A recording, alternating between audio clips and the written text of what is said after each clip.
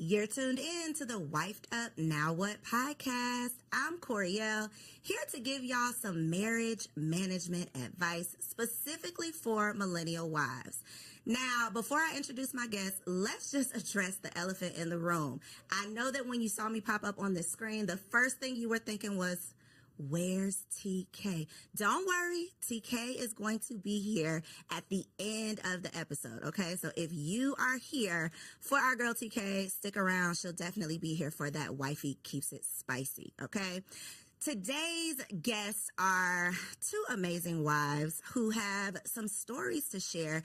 Y'all know that we're all about learning the real behind these relationships because it is so easy to get caught up in the fantasy and this fairy tale idea of finding a husband and living happily ever after. And although you might be happy, the ever after part is probably not going to happen. And so today we're going to talk about the real inside of these relationships. And I have Precious and Angela in the building. Hey. Hi. So start by telling us how long you've been married. Well, I've been happily married for 10 and a half years. Come on, 10 and a half. Yes. Well, it's almost less than a half because our anniversary is in April. Okay. Yes. Okay, so 10 years.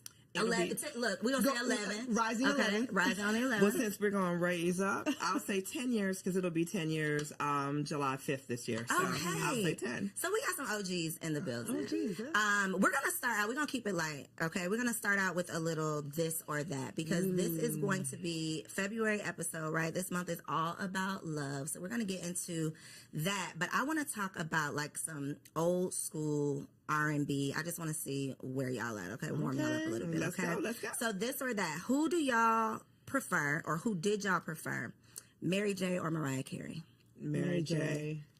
Why did you make that face as if there was no other option? I mean, Mary J has the soul. She has the grit. You know, she's been through some things. I think that Mariah's been through some things more in the latter times. And when she first came out, I felt but like... that's not what she was singing about. Yeah, it wasn't what she was singing about. And I mean, from a suburban girl, I just resonated with Mary J because I just was like, I ain't been through these things, but it's interesting, you know? So I think I was more mesmerized by Mary J. Okay. I think everyone can relate to Mary J because she's a little bit more around the way. Your homegirl, she's been through what you've been through and doesn't come across as, no, this can't happen to me. Right. I think Mariah does separate herself from, she's definitely not the around the way girl. Okay, I got it.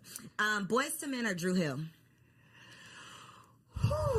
Not two really deep sides. Well, you know what? For me, I'll say it depends on what mood I'm in because I enjoy both artists. They're both amazing artists, both amazing vocals. But if you, depending on what mood, that one's a tough one. Now, that one's a tough one. Flip a coin. I'm going to go with Drew Hill, though. See, Drew Hill is the basement parties, the sock hops. Drew Hill was us being fast, yeah. Yes, the sock hops, the dancing, and all that. And then Boys to Men, I feel like I have to choose Boys to Men because, like, some of those songs will still bring me to tears today. They're more, like, iconic. Yes, and what band do every single person you relate to? Like, I love the deep voice. I love the high pitch. Like, Okay, so that was a good one. Okay, last but not least, Usher Confessions or Beyonce Lemonade? Beyonce. On the internet, it's Beyonce's internet. Beyonce. Is it? 100, not two, okay. Is it Beyonce's internet, Angela? I'm going to defer and say, watch this. These are my confessions. Listen, I haven't been to the concert, so maybe. And see, that was a Tiny Desk one. I'm going to go ahead and say Usher. I am definitely in agreement with Usher. Yeah. I think that the album, now I put the album specifically because I think that it would have been hands down like Beyonce, but the Confessions album was so iconic. Priceless. Yeah, it's just like, how can you compete with that? I don't want to revoke my card because I just never really was like, I'm not saying it's anything against it. You're not familiar with it? I'm familiar, but I wasn't like one of those people that was playing and on repeat. Okay. Like, I don't know what era of my life. Every minute of every song. I don't know what era of my life I was in then, but college, freshman year. Yeah, I know what you was doing. Freshman year of college, no. Okay, it's a no for you. Okay, Beyonce Lemonade. Okay. So just a little fun to warm y'all up. Now we're going to get into some reactions. It's a lot of craziness going on these internet streets, right? But one of the perspectives that we don't often hear is the wife's perspective. We are always talking about relationships with single people, which is cool. But I believe there's just a wisdom that comes with being a wife. And so I would love to get y'all's opinion on just one little crazy clip on this internet. Okay. So the premise, there's a group of men and they all have a balloon. A woman comes up, she introduces herself, talks a little bit, and the men pop a balloon if they're not interested in her. See. And then once the balloon pops, they ask the man, why are you not interested? Like, what was it about her? So this particular young lady, whatever she presented was obviously tied into this emotional baggage that she was still holding on to. Even based on that little clip, you could see how defensive she got with, you just into therapy, I'm good. People, we all need therapy. Amen. Let's say that. We do. But the part that stood out to me was, I don't care how you look. I can afford you. I got the money. But emotionally, I'm not dealing with that. Right. And I think so many women, so many single women, so many beautiful or successful single women these days think that their beauty or success is enough. But these men are starting to know and realize that they have worth, and they don't want to necessarily waste their time with the liability. So the wives' take on that clip, what do y'all think? You know what's funny? Something stood out to me differently. When he said, I can afford you financially, but not emotionally, I was turned off by that because you don't know, like that to me sounds more like transactional. I do believe that relationships require being willing to grow with someone, being able to have a conversation with someone, being able to tell her, find out more about her than, are you in therapy? Where are you at in your healing journey? Who hurt you might be the better question. And instead of just transaction being like, by the looks of it, I could afford you, but not emotionally, doesn't speak much to what he has to offer emotionally either. It seems like a little bit, I want you in a wrapped up package and ready to go. And I don't believe that sustainable marriages happen when people are, I'm 100%, everything is perfect, and just be able to afford my lifestyle. So that's what rang out to me. But yeah, you're right. We do need to realize that beauty is fleeting, as the good word says, right? So you can't just go with what your hair, nails, and your body. You've got to offer more. For me, that was a little bit different because I just experienced watching two single friends of mine who I introduced dating. The man came back to me and said, I can't do her emotionally. Oh, wow. And I had a very deep conversation with him about what does that mean? So I think, and his answer was from a male perspective, and it was, I can love you, compliment you until I am blue in the face. If you don't believe that, and if you don't believe what I'm sharing with you, there's emotionally, I can't carry the relationship for the both of us. Right. So for me, that statement took me back to that conversation that I recently had. And I think that was a strong statement. That was a real statement, because individuals, regardless if it's the man or the woman, if you're coming to a relationship broken, right, it's not going to be a healthy relationship. So we need to do the inner work to heal and present our best selves as opposed to presenting our broken selves. And we're all broken in some way, shape, or form. So let me say that. But it's just a matter of how we present that brokenness. And when my friend said that to me, beautiful woman, he said, emotionally, I can't support the relationship emotionally enough for the both of us. And that was to make it worthwhile. Like, it's not worth what it's going to take for me to just manage and maintain for this to be worth it. And I've definitely had a similar conversation with a man who was dating a woman who I just thought was like it. Beautiful, had it all together, seems to just have the, just seemingly the best personality, has her own money, just all of the things. You know those women that you see and you're like, why is she single?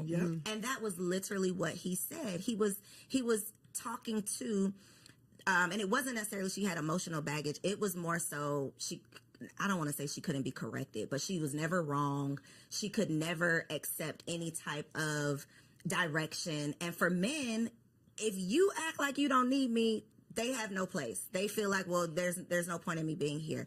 And I chose that clip specifically because I think that it speaks to what women say that they want. I just want a man with money. And what we think men want, which is just a pretty face. So part of what you didn't see was her explaining, what she wanted in a man was he had to have X number of dollars. He had to be at this certain position in life. And this man who's a doctor who is in that position was saying, well, I got it. I can do all that, but I don't want to deal with that. I see. The issue is I've been out of this dating pool so long. It's been 12 and a half years at this point. And I go to a gym where there's a lot of young ladies and we talk and, I'm always mesmerized by it. But it's so forward that it's so much criteria dropping, right? It's so much judging and pretentiousness. Like, it's not enough. Let me get to know you. And even the game is hilarious to me because it's just like, why do we as millennials want to label everything, quantify everything, get straight to the point, per se, right? And we think that we're doing ourselves a favor, but really we're losing that nuance, that je ne sais quoi of getting to know someone, getting to experience that person. And, for her, I feel bad because she's probably put that air up because she's been in this pool of men or whatever and feels like she needs to give her criteria based on being hurt or whatever. Therapy. As a counselor, I would, she needs therapy. But it's hard for me. I'm trying to stay out of that pool, and I'm praying for everyone in it. That part. I think, though, the defensiveness is definitely a turnoff. Yeah. Anybody who does not need therapy would not start the sentence off with, I think you just into that. You clearly are proving his point with that response. So I think it's just an opportunity to check ourselves, get more aware, and know what the other, whoever you want to date, I'm just going to say the opposite sex, know what they actually want. Yeah. Because we can't say we want to be in a marriage with a man and then a man tells us what he desires and we like, but no, I'm not doing that. Go, get somebody else to do it. And it's like, but then you get what you get. Yeah, what do you really want? Okay, so that was good. So one of the things that I have personally just gotten into, y'all, I just launched a blog, okay, everybodylied.com, and it's the premise of we've been lied to. We've been lied to our whole lives about so many things. For the sake of this conversation, though, we're going to focus on the marriage lies, okay? One of the things that I realized as someone who has always wanted to be a wife, this is something that I've prayed for, I thought I prepared for it, all of the things, and I got into it and still didn't know what the hell I was doing. And I'm a happy wife. To your point, happily married, right? A happy wife. I love my husband, and it's still very hard. Yeah. And so I know that I'm not alone in that. And I know so many women get into these marriages, become a wife, take on this role, and then it's not necessarily what they thought it was going to be, or they don't know how to manage or maintain. So first question for you two, what was the biggest reality check once you became a wife? Well, for me, similar. My parents are still married. I did not model my marriage after my parents, however, but I'm from Ghana, West Africa. And so my biggest reality check was that you really make the marriage you want. It doesn't have to come. It's not like I get married and I enter this thing and it's just going to be ready made. No, you've got to make the marriage you want. You've got to create the boundaries you want. A piece of advice that my wonderful mom told me is that don't start nothing you don't want to keep doing. And it is true, the boundaries. Oh, give an example, Precious. Okay, so when I was young and married, before we had, my husband was a single dad, so I have the bonus family structure. He would wake up really, really early to go to work. And I'm like, I'm going to wake up and make him breakfast. Woo. So 5 a.m., I woke up every morning and made him breakfast for work and helped him get his lunch together. So we conceived our first child after the first year. Baby comes, and I'm like, I'm not getting up to make it. I might put your snacks out the night before. But my mom, when she heard I was doing it, she's like, I don't know if you want to do that for 30 years, and it's basically don't false advertise. So when we changed that system, I had to talk to him and say, I think I was ambitious. I was doing too much. I still love you all the same. I'm going to show you love because his love language is acts of service. I'm going to show you love in other ways.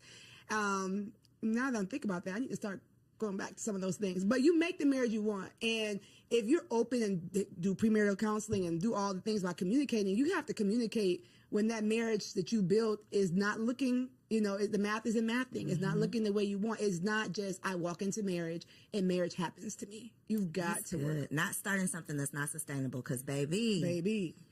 And then I'm going to let you answer. But one thing a point that you made that I want the people to take away from this is that was his love language, and you had to have a conversation about why it was shifting, because his natural thought would have been, she don't love me no more. Right, the baby came and she don't care about me. And now y'all bumping heads, and it was a simple, I'm tired now, I can't keep up with this. But if you don't communicate it, then it turns into, my wife don't want me no more. Exactly. And we know what that can turn into. A lot. So a lot of things that you don't want. So I love that you were able to recognize that and point that out. That's what she kind of took not two, but they're important because they translate from marriage to marriage. Communication is key, and learning your spouse's love language. Like, I didn't know anything about love languages prior to getting married. I love you, I love you, you love me. Okay, let's go together. Let's check that box and we go together. We boyfriend, girlfriend. However, when you're married and when you truly want to be able to communicate, when I sit down with my husband, I look at my husband. If I want to have an uncomfortable conversation, I always ask him, can I talk to my friend? I don't want to talk to my husband. I want to talk to my friend, because my husband is truly my best friend. And I talk to him. Sometimes I catch myself, and girl, stop it. He be like, I'm not your girlfriend. Like, stop it. So stop. I know I'm not, but I'm so comfortable. And we after, we've been married for 10, together for 12. I've been able to figure out how to communicate with him, not to him, but with him. We communicate amongst each other. And I think, in the beginning, because I was single for so long, he's like, why do you talk at me? And when he said that, I had to take a step back and really understand what he meant by that. So now it's like, hey, can I talk to my friend? So listen, I got the situation with my husband, and I'll explain whatever the situation is bothering me. How do you propose we fix it?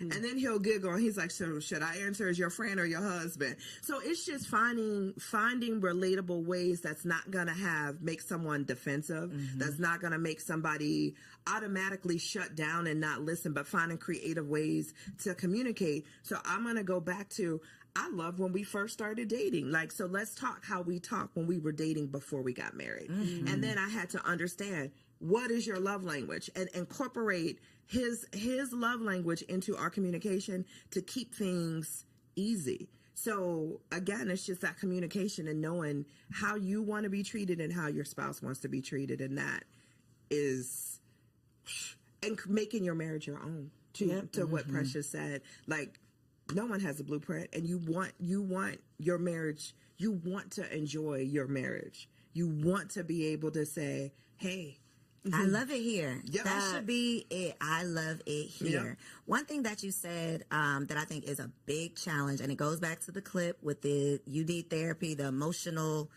immaturity, whatever, is I have to say it in a way that he doesn't get defensive. I want to flip that, though, because me and my husband have had some conversations, and I'm on the defense immediately. And it's part of me recognizing things you need to, areas you need to grow in, things you need to work on.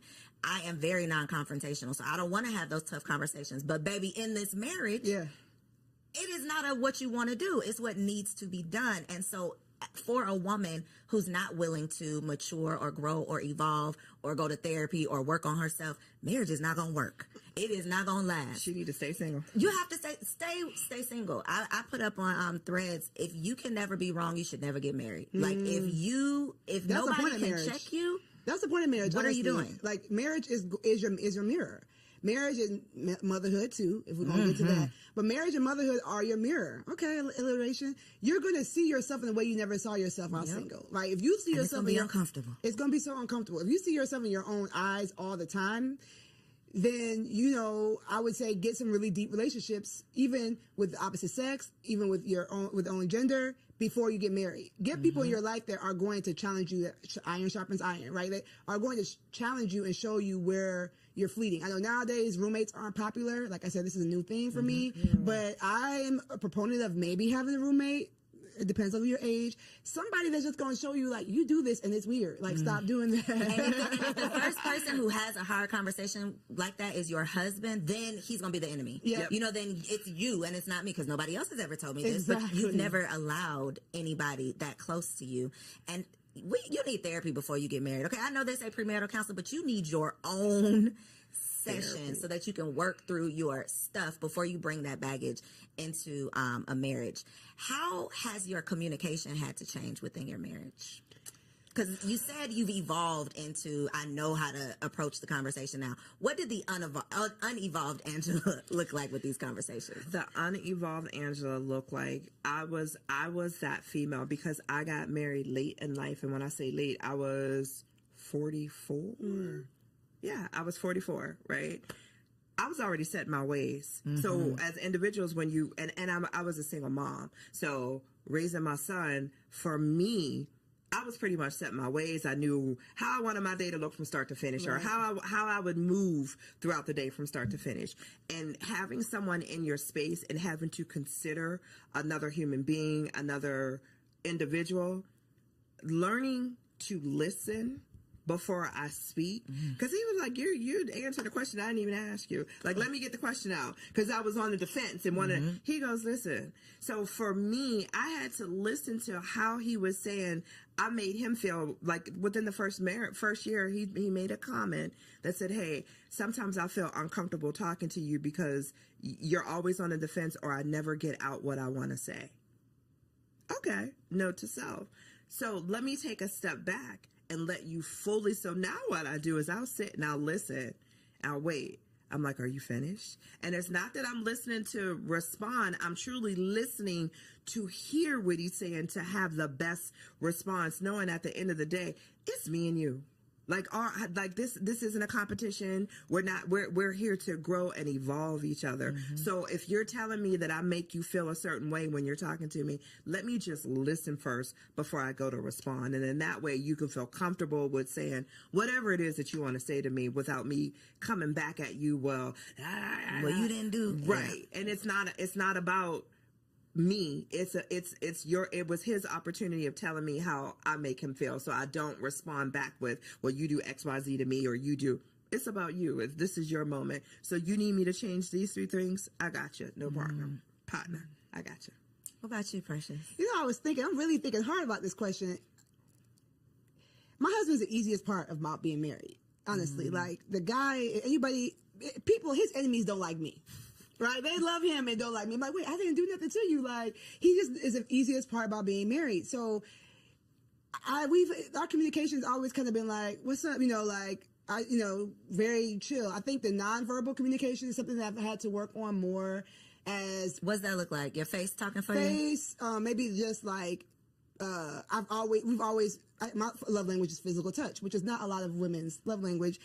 So if I'm irritated, I'm like, you don't really gotta touch me like that right now, right? But so working on that, and then also we talked about evolution, right? So Co knows this. I lost 75 pounds before I got married, and I've gone through weight loss after having all of my kids and all that kind of stuff. Right? Yes. So having 3 kids, having a weight loss journey, and now I help moms do the same thing, but I've had to learn my body. So my nonverbal communication has changed, right? The things that I like have changed. So I've had to communicate with him physically different, and he had to learn me more so differently as I have gotten older. Now I feel like I have the body I wanted when I was 20 something, you know what I'm saying, in my 30s. So our physical communication has changed and evolved, and he's thankfully saw me on my journey when we met, and so he likes me heavy, he likes me slim thick, and so it works. But we had to kind of figure out, like, oh, okay, you can do that now. Okay, like okay. So our physical communication has had to evolve. Okay, reading between those lines. Exactly. I want to talk about those times you want to kill him, though. Okay. Because 2 o'clock. Look, 3 o'clock now. I really love my husband down. And there are, love his dirty draws. But there are days when it's like, I'm going to kill this nigga. Yeah. Can I do this for the rest of eternity? Right. I have honestly had those thoughts. And I'm sure he has as well. I think it's just kind of what comes along with it. But that is not the expectation with the happily ever after that we're signing up for. Right. So in those moments when he is your best friend, he's the easiest part of marriage, but it ain't easy. What do you say to yourself in those moments? What is your outlet?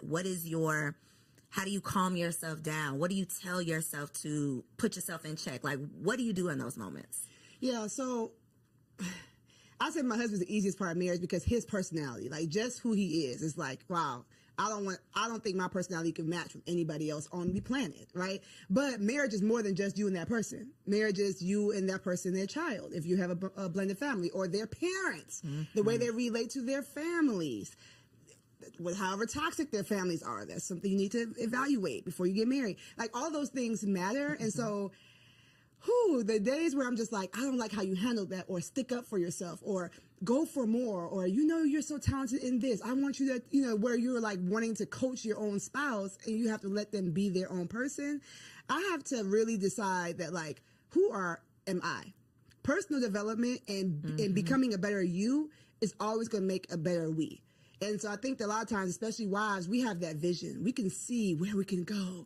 And sometimes our husbands are like, I want to watch football. Like, or I don't need to I'm do good. this. Yeah, I'm good. Like, we're good right here, or whatever. And even if you have a super ambitious husband, some of the things that we see vision for, they don't see it. And so I say to myself, I say to my clients, like, focus on you. Focus on go to the gym, get a hobby, cope with your friends. Some of the things that we are getting frustrated with our husbands are because our friends are supposed to hold that role, not our husband. And so I've had to learn. A word right there. Listen, like, sometimes you're just putting too much weight on that relationship and it cannot stand the weight. And so spiritually, I tap in with God, like, maybe, Lord, am I using him as an idol? I need to spend more time with you. Physically, I'm trying to be up all under him, and I need to go find a friend. I might be having some anxiety. Let me go get a workout in. Let me go get a walk in, like, build me up physically, spiritually, emotionally, so that it takes off some of that pressure off the relationship. That's good. Yeah. Ooh, I like that one. When I get to the place where I just, with my husband, I honestly, I take a step back and I say, is it really detrimental to the marriage? If it's not, I let it go. And it's funny, our arguments, 10 years, our arguments are so minute when I listen to other marriages and we talk about, like, issues or problems. Our issues are so small, and I feel like I'm so blessed because of that, because we talk all the time and we communicate about things all the time. But when I get to the point where I just want to choke him, I take a step back and, like, is it really that deep? Is it really that detrimental? Like, I'd be mad, like, man, you left the bathroom light on again. I just want to, and I'm like, is it really that deep? Instead of checking him to say, hey, once again, you left the bathroom light on, I'm just going to go ahead and turn it off and keep it moving about my day. It's just, our arguments be the little petty stuff. But those little petty things can add up. Yes. If the communication is not there. If you don't, if they're not communicated. So, like, our arguments are not, like, I just look at and even, like, our biggest arguments are, I take a step back. Is it really that detrimental to our marriage? And if the answer is no, I just let it go and keep it. Do you all believe there's deal breakers in marriage? In your personal marriage, is there a deal breaker? I say all the time, if you cheat, then yeah, that's a deal breaker for me. And he looks at me, he was like, you'd be so quick to dismiss somebody for cheating. I'm like, for me, you always have a choice. And that choice is not necessarily, am I going to do it or not, but there's a choice prior to you wanting to do that. What is wrong in the marriage that needs to be fixed that you couldn't communicate with me? So give me the opportunity to fix it before you cheat. So for me, anything else we can get over, but if you cheat, there were all these opportunities. Obviously, I was not giving something, don't know what that could be, because you've never communicated that to me. So for me in our marriage, my husband already knows, for me, like, cheating is like a deal breaker, where he's the opposite. I'm his second marriage, and he's like, we're together forever. So basically, and he always says, I had to ask myself, before I asked you to marry you, is this for good? And is there anything that I could not get over? And his answer was no. So I'm like, okay, well, that man ain't cheating. That man ain't cheating. He's trying to stay with you. I would say there is no immediate deal breaker in my marriage. Okay. So that means nothing is, you can't talk about, at least have a conversation about. Right. So immediate deal breaker mean, I don't care what you say. It's over for me. I mean, maybe if he put his hands on me, I can't see myself. Maybe if he put his hands on you, because if he put his hands on me, I just can't see him turn. Like, that to me seems silly to say. You know what I'm Like, saying? there's no chance this it's like when we were dating, I used to say, if it was a burning fire and me, your mom, and your daughter were in the room, who would you get first? He's like, I'm not answering that. That's silly. I'm going to find a way for all of y'all to live. Yeah, it's not happening. Why are we all in this house, in this fire, right? So that to me is like, when would he become, just randomly after all this time become that kind of person? So yes, I would not be with someone who would put their hands on me, but I don't have a immediate deal breaker. That is great and scary. It is very scary. And I mean, I feel like I can say that now, right? So, I'm never going to be like on this internet, like, oh yeah, everything is perfect over here. No, I mean, we were both working class. We met. We still out here working through this pandemic, through this economy like everybody else. So I won't say that we're perfect and it's not something that the enemy could use to break us. But the way we look at marriage is like, this is our way to show people that Jesus is real. Like, this is our way to show people that, like, he didn't die for nothing. So for me, I would just pray that, like, whatever came our way, we would look at it as an attack and we would fight it together. Now, if we didn't make it, then we fought. You see what I'm saying? So that's why I say it's no immediate break. It's not to be like, oh, I love my husband and never divorcing him, but more so like, we represent more than just me and him being happy. I love that. It's bigger than just y'all are building something bigger. Yeah. When it comes to losing yourself in your marriage, I think this is definitely a woman problem. And I think it comes down to what you said, Precious, of a lot of women, when we find this man of our dreams, I would just speak for myself, not a lot of women, me. Even when I was dating, I was an all-in type of person. If I am in it, I am in it. I am number one girlfriend. I am all of the things. So now that I have this husband, I am all the way in it. And becoming a mother made me realize, okay, girl, wait a minute. Who are you outside of being a wife and being a mother? Because if that gets lost in the sauce, then I'm literally drowning under just these responsibilities. And so y'all being in the game 10 plus years, how have you managed to maintain your identity outside of being a wife? Especially when you have multiple businesses, lots of things going on. You have desires to be more than just a wife, but this is obviously a big responsibility. Go ahead. Go. Okay. I think as a woman, you have to create and carve out that time for yourself. Yes. Period. Hands down. You need your girlfriend time. You need your alone time. You need your self-care time. As long as you are always making time for yourself, whether it's perfecting your craft, like Precious said, picking up a hobby, you have to 1,000%, just as much as being a wife, being a mom, we're all of that. Those are important. So is being myself. So when you have those days where, hey, guess what today? Y'all, I'm going to see you later because I'm going to go get my hair done. I'm going to get my nails done. I'm going to go to the spa. I'm going to relax. I'm going to go eat with my girlfriend. It's so important to make sure, not just the women, but the men too. It's just so important that you're taking that time for yourself and you're truly developing. You don't give up. I hear some people say, well, I gave up my dreams and aspirations because I'm a wife and a mom. What made you think you had to? Because the times are evolving. Yeah. There's things as nannies, like so much that people did not have access and finances to when our parents were coming up, or who we had as role models or marriages, role models in terms of marriages to model after. We didn't see that. We saw the wife staying home and being the wife and mom, and that was it. That's not where we're at today. And a big part of that is always making sure that we as women allot that time for ourselves and not feel guilty about it. Ooh, the guilt part. That part. There's nothing wrong with saying no because I'm taking time for me. Because if we're not good for all the other roles that we have, we can't be good for anything. So we got to be good to ourselves. You already know that she's speaking my language, right? So I heard you speak. One thing I want to affirm you, because I'm always going to do that, is that when you're a woman such as Co, and you're doing all these things as a single woman, society was going to tell you that it's not possible to have it all. It's not possible. So when you get into this beautiful marriage, it's like, okay, I got to work. I got to give everything I can to this because this is an anomaly. I'm an anomaly to be able to be this self-made, 6-figure, maven, right? And so that's a lie. Right? Everybody lies. See, that's a lie. That's a lie. You can have it all. You might not have it all at the same time, and you might not be the one to do it all, but you can. Okay. Thank you. So you're welcome. You're welcome. It's gonna be, we in the trenches. No hood like motherhood. So we're in the trenches. But to your point, when I teach the LIFT framework, it's my framework. One of the letters is the F, the freedom mindset. That fighting that guilt. And what you said about the T, taking your turn, I'm not gonna go into that, right? Like you take your turn, you do stuff for you, but you gotta start with the mindset of why do you think you need to be lost? How, if you lose yourself, will your husband have someone to love? Will your kids have someone to nurture? Like, getting better gives him a new woman to love, right? Every time I get better, every time I lose an inch, every time I get a new hobby, it's like, okay. It's spicing things up without him having to go find somebody else. You see what I'm saying? And so I think that we have it backwards where it's like, oh, I've got to martyr myself for the things I love. But no, you're giving them a diminished version of yourself. And so even if mom guilt or wife guilt, because I feel like I have more wife guilt than mom guilt, them kids will be all right. Yeah, them kids will be all right. Yep. I feel like y'all have each other.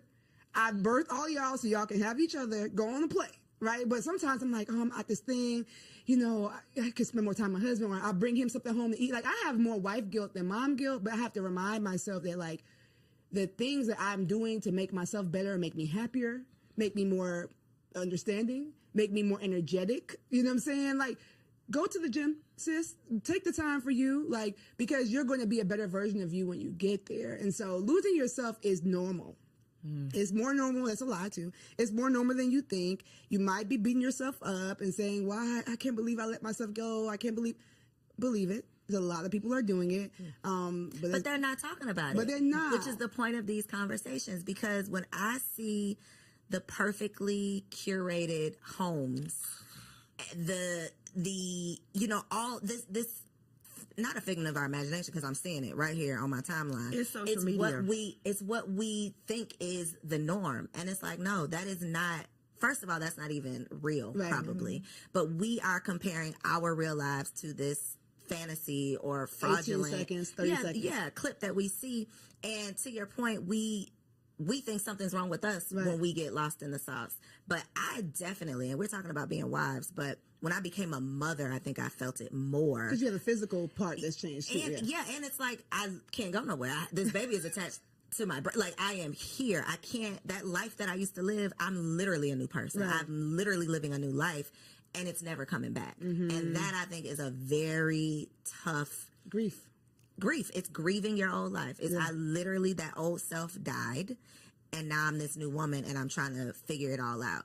And so conversations like this are so important so that we can normalize the struggle. Like, this, it's not happily ever after. It can be happy, but ever after to me means forever and ever and ever. You're just gonna be happy, and that's not the case. Exactly. I think to Precious's point, she made a statement earlier in regards to when you become a new mom, your friend circle's going to change. Yeah. You want to surround yourself around individuals who are walking the same path you are. You're a new mom, and I'm not saying you're a new mom today, but as a new mom, you're not hanging with the girls that always want to go to the club, because that's not you anymore. So as you develop as a woman and as we evolve as women, our circles change. Our circle of influence change.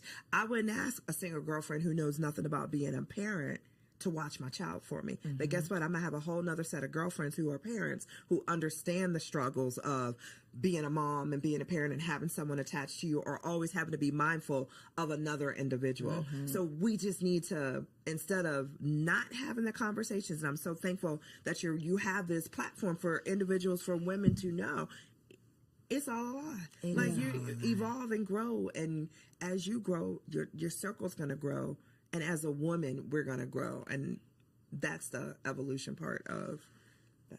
Yeah, but even to that point, I feel like some of those single friends are just real important too. Those are the TTs, right? I think the village has evolved. It's not going to always be the grandmas, because some of these new grandmas, these grandmas is out in the streets. These new grandmas are out in the streets, right? So I agree with her saying, like, get those sisters that can, that's why I created my brand. That's why I created what I do, because we need to have a tribe, right? But then don't forget about some of the people who might not be in the same zone, because they're going to be the ones to take the kids to do the fun things you don't feel like doing. So what about friends for your marriage? Because that is another, like, revelation. I done had so many revelations. That is one of them, of, like, it takes a village to raise a kid, but I think it takes a village to have a healthy, happy marriage as well. True. Absolutely. Especially in terms of not necessarily like leaving your single friends in the dust, but I do believe there is a value and a benefit to having other married couple friends. Absolutely. Because when you come across some of this craziness, I gotta have somebody who I can relate to. True. So what has been the value, or have y'all seen any value or benefit of having those like marriage friends, or do you? Absolutely. We always joke, if I like the wife and he likes the husband, we go together. Like, that's it. Like, once you find that, that is gold. And then, unfortunately, we've had some times where he loves the husband. Like, I'm like, sorry, y'all got to break up. Y'all got to break up because I'm not coming. I'm not coming. I can't do it. Thankfully, I'm an extrovert, so I'll bear with them once a quarter. But it ain't going to be no regular. It's not going to be. So, yes, I find it very important. We're members of a church. We were in ministry for a long time. So, a lot of that was ready-made for us. So you had a built-in... We had a built-in community now when we changed churches, and it was like hard. We were like in the first place, like, well, you got to make new friends at this age. But yes, I do find it very important, especially for husbands. I know that we're talking to wives, but like, I think that women talk about their marriage more than men talk about their marriages. For sure. And so I know that I can say my husband's so amazing because he can see like what his married friends are talking about. Like they kind of can see like, he's like, dang, Precious is boisterous, but she ain't like that. They be making me look good. I'm like, thank you, girl. You keep cutting up. Yeah, keep cutting up over there. Right. So, I think it's very important. And for women too, like you just see something that like, oh, I'm glad. My man, you got to deal with that. Yeah, like we got to, we all right, you know what I'm saying? Like we might not be in a mansion, but he be at home.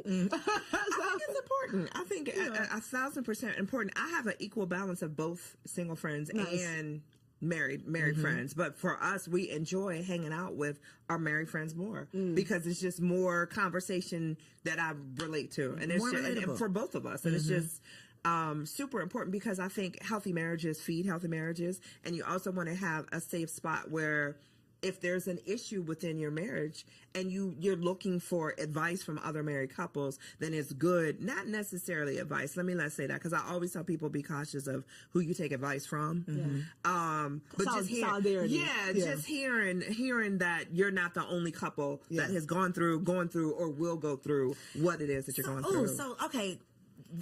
You like put a pin in that. Because I subscribe, and I think a lot of us subscribe to keep people out your business, right? Disagree. So this is where I'm going, because that is not necessarily the healthiest mindset or way of being if you truly do need an outlet. You truly do need a sounding board. So where do you draw the line? It's very gray of, I don't want y'all in my marital business, but I do need a friend. I do need support. I do need some advice or some help or whatever, and I don't want to be over here alone, because that's how I ended up, staying in an abusive relationship for too long. I wasn't talking to my friends. I wasn't telling anybody my business. I was trying to keep it all to myself. So God forbid anyone finds themselves in a situation like that and don't want to share, because we've been preaching, keep people out your business. Right. So what's your stance on that? I talk. Me too. I like, if you're my friend and you're our friend, you want what's best for us as a couple, I'm going to talk. I will pick up the phone in a minute and call my husband's best friend and say, let me tell you about your boy. Or I will pick up the phone and call his wife and be like, hey, I'm going to share this with you. Do you experience this? Maybe you can whisper it to him. So I talk. If there's an issue and it feels something that you want, that I feel that I need to get off my chest, I'm going to talk. I don't sugarcoat nothing. I don't hold nothing back. And sometimes if I need to be checked, I look for my friends to check me. Am I wrong? Or tell me what and that's how, and I have a girlfriend that I go to, and anytime I start the conversation, okay, I need you. Am I wrong? She's like, hold on, let me get my coffee. But so you want those friends where you want to know that you're talking in a safe space, and you're talking and you're going to get great feedback back. So but I don't listen, hey, no one's perfect. What about family though? No. Is it only friends? Except for my sister. My best friend my sister's my best friend. So, but even with her, some things I feel like if it's going to change the level of advice she gives me in the future, I don't tell her. Explain that. So like sometimes there's something that you might be going through that's a recurring thing, right? And you feel like if I say this recurring thing to this person, it might shift the way they advise me moving forward. So I need somebody who's really clearly, like me and her are 13 months apart. Like if my drawers are dirty, she's like, girl, but that's, it's just a stain. You know what I'm saying? Right. So like, she'll tell me I'm wrong. Don't get me wrong. But some things it's like, okay, I'm I don't need to I'm hear done that with right this now. recurring thing that you know. So I think for me, I do talk. As you can see, I do talk, but we've already used wisdom in the circle. Like it's only, but he knows the 3 people I'm told. It's not gonna be this random friend I met at work and is like we're best Now friends. she in your business, Yeah, no, it's like he knows, and then he gonna know if that her husband texts him. It's like, oh dang, she didn't told. What's the talk? Right? Like, and the same thing. I'd be like, I don't know what's going on the phone upstairs, but they're talking longer than normal. Are you okay? You know, to my friend. So it's just like, you can't come stay here, so let's talk because what's going on with y'all y'all. have to work that out. Yeah, y'all gotta work that out. So we have a standard on the people that we trust, and then I have working and continue to work on that. I speak of him the way I would want him to hear me speak of him. So if I'm telling somebody something, if I haven't talked to him about it yet, I want, if he overheard me, it wouldn't be like, dang, like, so you just calling me low down and no good. Like, you know, like I I respect my husband when he's there, when he's not. And I don't speak to people who are going to be like, yeah. That, you know, like speak negatively of him too. If somebody has that type of vibe towards marriage, like, you know, because, you know, these husbands are, you are not the person. You are not the outlet. I can't. And I can be super close to that person, right? But if their view of marriage or based on where their marriage is, they're ready for you to like, yes, like finally, especially like I told y'all, my husband's liked by everybody. Yes, finally he done did something. Because you know, all these husbands don't do. No, don't be all these husbands. Because then now I'm defensive. I came to you to complain about him, but now I'm like, but wait. No, but wait a minute. he is still perfect. Now this conversation has taken the time. Exactly. Now I got to defend my husband. I was coming here to get some advice or get some. I wanted you to be on my side, but not that much. You know what I'm saying? So you have to use wisdom. You have to be spirit led for me because, like I said, anybody can be used to attack your marriage. And so if you want to work it out, that's where I think the whole don't talk to people is. If you know you want to work it out or you know that there's something that might be somebody else might consider a deal breaker, go to the right person that's not going to come and be used to draw a wedge between you and your husband. I don't think it's family though. To your question in regards to family, and I say that because I'm very careful on what I let my family know about the marriage because I would not ever want someone to look at my husband differently because I gave you too much on a day that I was super emotional and I said, and you know, I would. So with the family, I'm very cautious on what I choose to tell or what I don't choose to tell. Friends are different. Family, because 9 times out of 10, my husband already told me we're not getting divorced. So I don't want to go paint this image of because I'm mad at you today. Now I'm gonna have my family mad at you because my family ride or die. They going.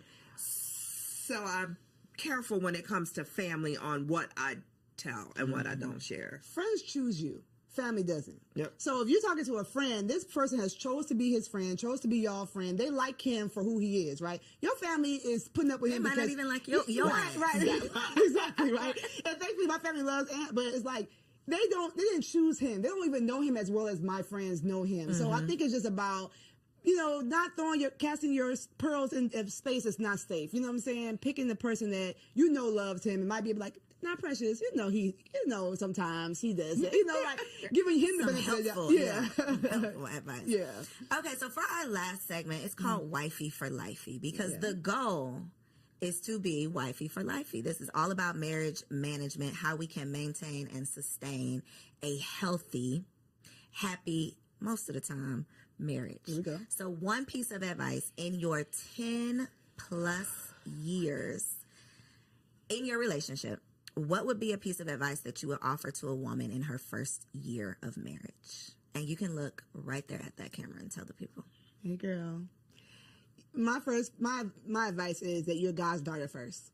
He created you. He gave you your name. He gave you your parents. He gave you your body.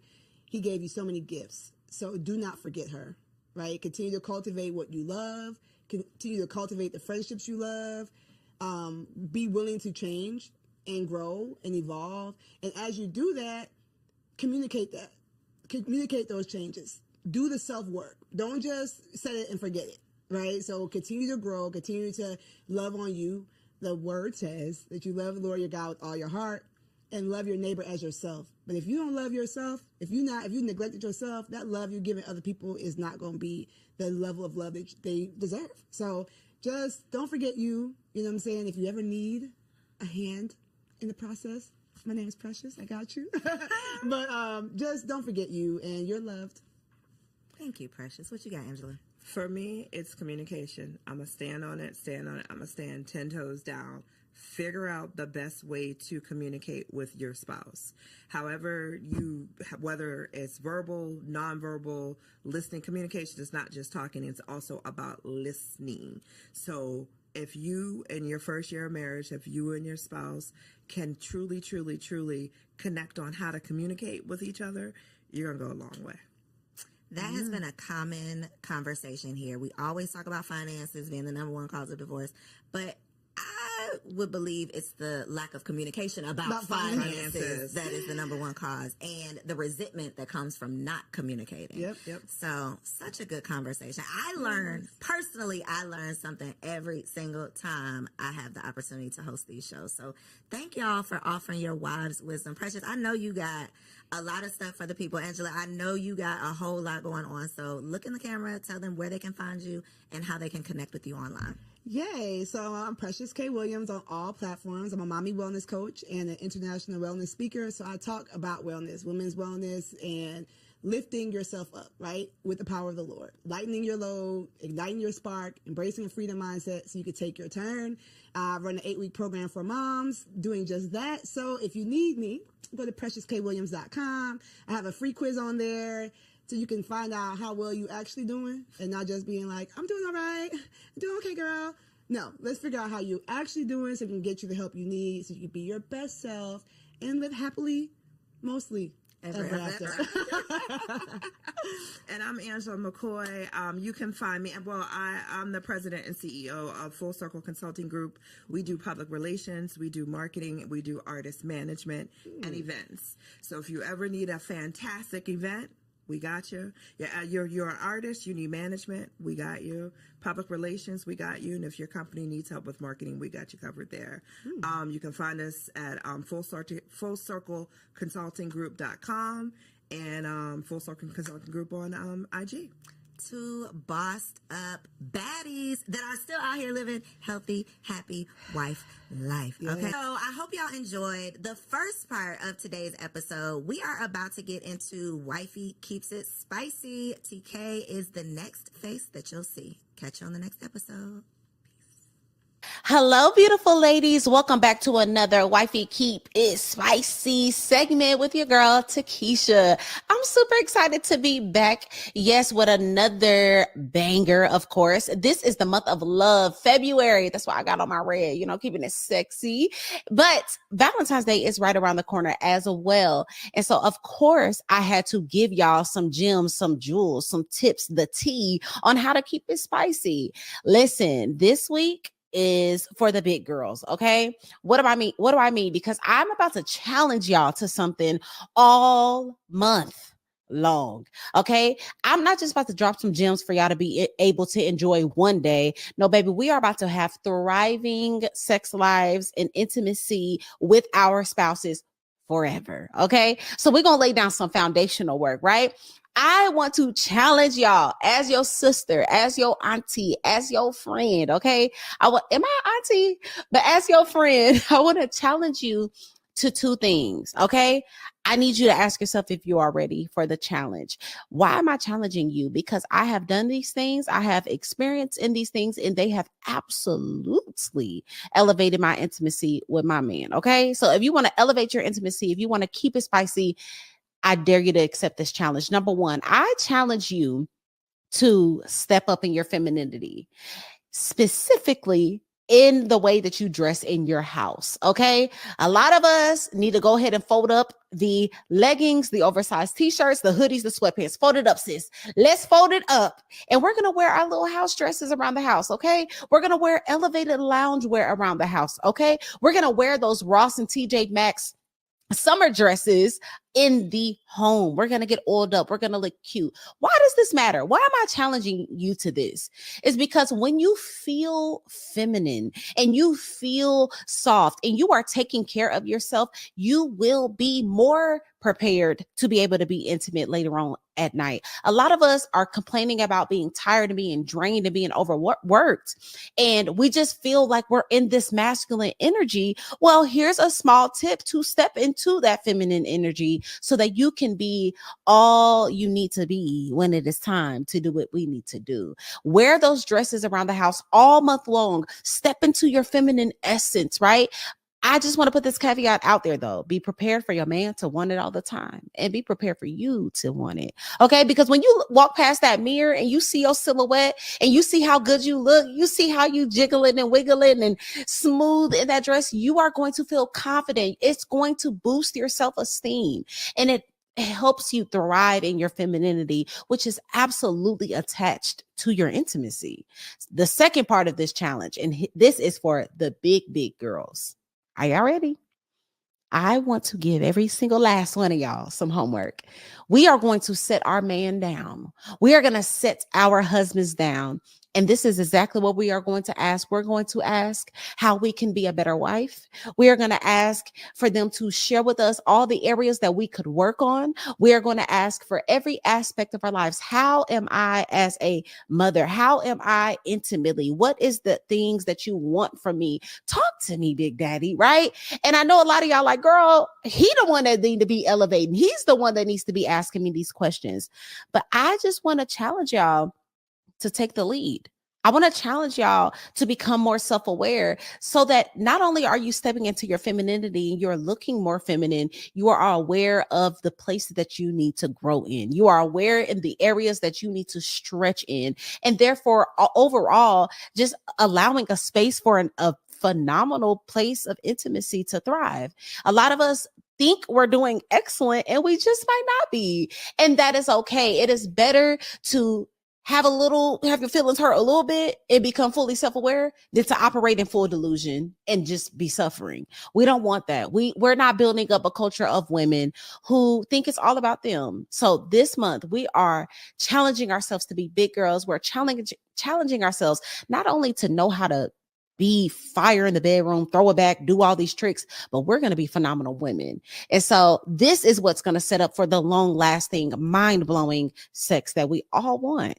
So that is my advice. That's my tips for this month. I want y'all to comment down below, not this month, but this week. I want y'all to comment down below if you are accepting the challenge. Will you wear dresses all month long? Will you kind of get a little sexy and elevate that loungewear? And are you going to set your man down to really find out what's tea? Let me know in the comments down below.